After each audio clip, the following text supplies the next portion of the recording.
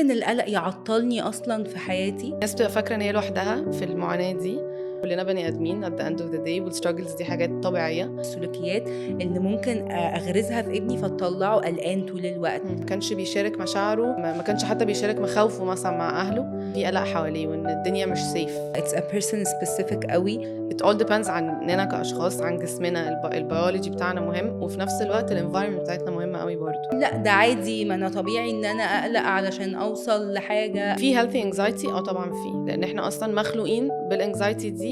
It's a protective factor. ممكن أبدأ أحس إن هنا في مشكلة لما أنا في حاجات أنا كنت بعملها بقيت مش عارفة أعملها.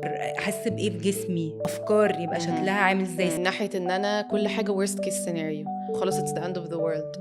بس هو ليه end of the world؟ anxiety is very physical، ولكل حد بتبقى شكلها مختلف. فيبتدي يقول لا أنا محتاج دعم. إن أنا ببقى عايشة هنا ما ببقاش عايشة هنا.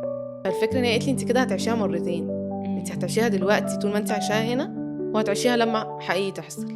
هنا في anxiety محتاجين نقف شوية ونشوف إحنا هنعمل إيه. مجرد حاجة بتأثر على يومي، لا دي بتأثر على كل ثانية في حياتي. البريذنج والمديتيشن إن أنا ألون، إن أنا أرسم، إن أنا أشارك مخاوفي دي مع الناس. دي كلها حاجات بتفورس المخ إن هو يبقى in the moment. هل ممكن يروح completely في يوم من الأيام؟ I accepted إن أنا عايش طول حياتي بانكزايتي. You can't cure anxiety, cure it, but you can manage it very well.